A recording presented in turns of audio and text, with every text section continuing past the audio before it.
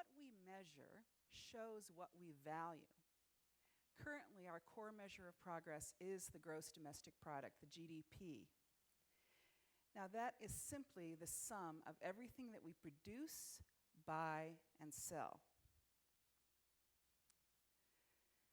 But it sends the wrong message to governments. It says that all we really care about is economic growth. We created the Genuine Progress Index so that we could send the message to government about what we really think matters, so that we could leave a better world for our children. In 1972, the fourth King of Bhutan, when he was only 17 years old, the youngest monarch in the world, declared, gross national happiness is more important than gross national product. And by the way, gross national product is the same as the GDP, it's just that it adds in the income and expenditures of nationals living abroad, so it's just a little technicality there. So the king was very brave because at that time the entire developing world was being pressured to give up on subsistence farming and produce goods for export. In fact, that policy was adopted by most developing countries with the result of massive debt and a huge amount of suffering. We call it the Genuine Progress Index. Bhutanese call it the Gross National Happiness Index. And in Thailand, the King of Thailand declared a sufficiency economy, to the consternation of foreign investors who were wanting him to put more emphasis on opening foreign markets, but he said, no, we're going to value the well-being of the Thai people more than the growth of our economy. And the Maori in New Zealand call it kaupapa, and in fact it's their indigenous set of values that all decisions are based on. So there are pockets of people all over the world practicing alternate measures of progress.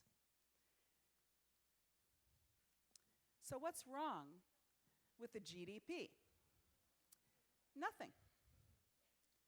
There's no problem at all with the GDP as long as it's only measuring what it was intended to measure, which is just how much stuff we buy, produce, and sell.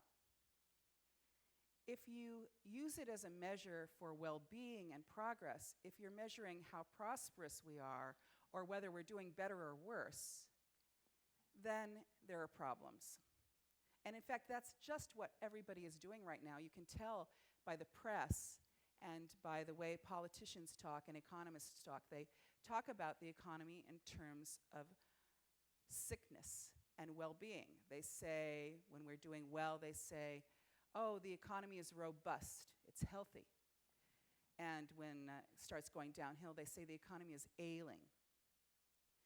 If people stop spending so much money, they say, oh, consumer confidence is weak. And then when things get really bad, they call it a depression.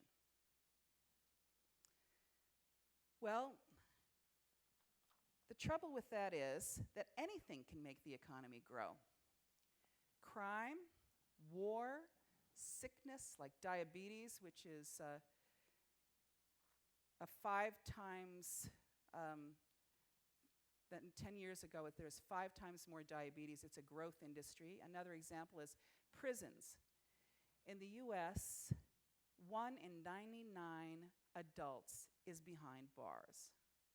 That's the highest imprisonment rate in the world, higher than China, Iran, Iraq, or Zimbabwe. In fact, 25% of all prisoners in the world live in the USA. It's really great for the GDP, a great boost to the economy, but is that progress?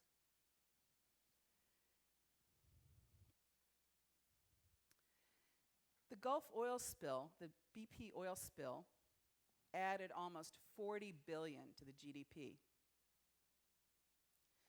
from disaster cleanup spending.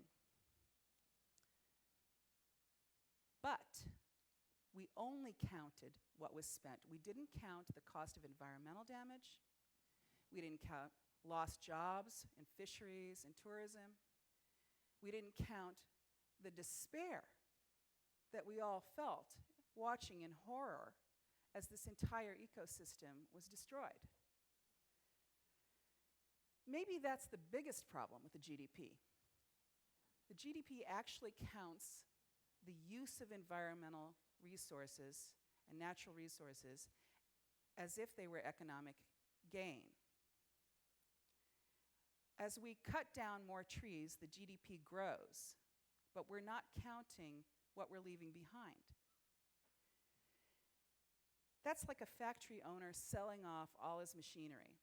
Yeah, he's got some money in his pocket for a while, but he can't make anything anymore. Counting your capital assets as income is just bad accounting. But that's exactly what countries all over the world are doing.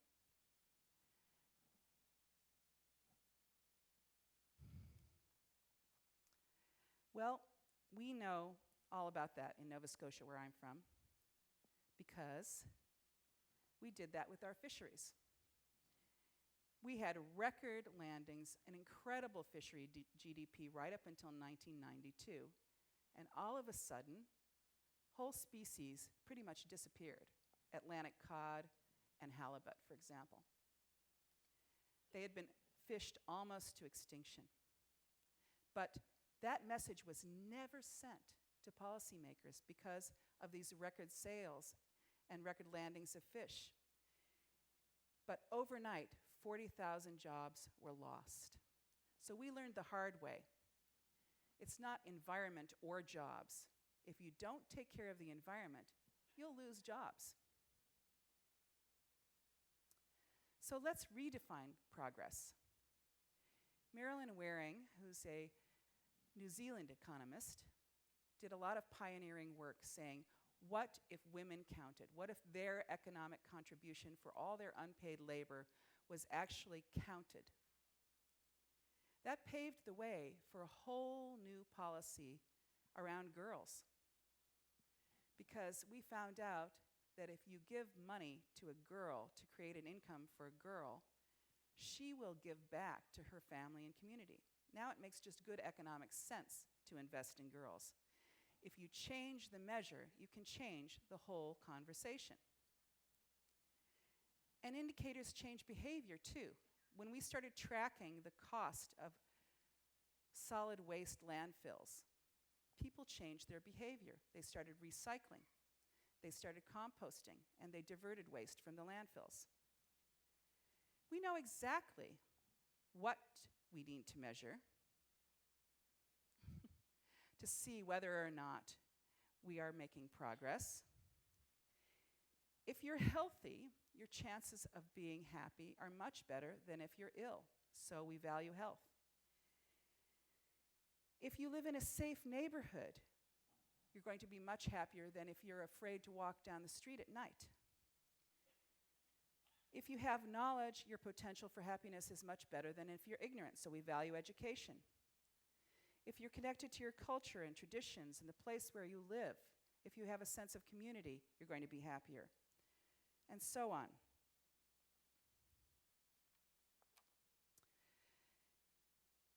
Okay.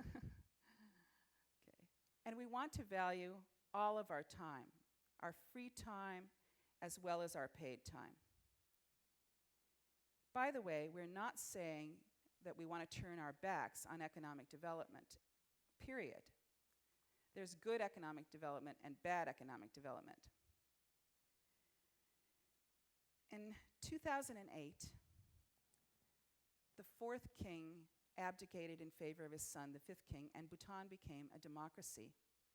Now we're watching as a whole nation undertakes imbuing their entire society with the values of true measures of progress. And youth around the world know the old paradigm just doesn't work. They want change, and anyone can be involved in this. We just have to ask, are we counting what matters? Thank you very much.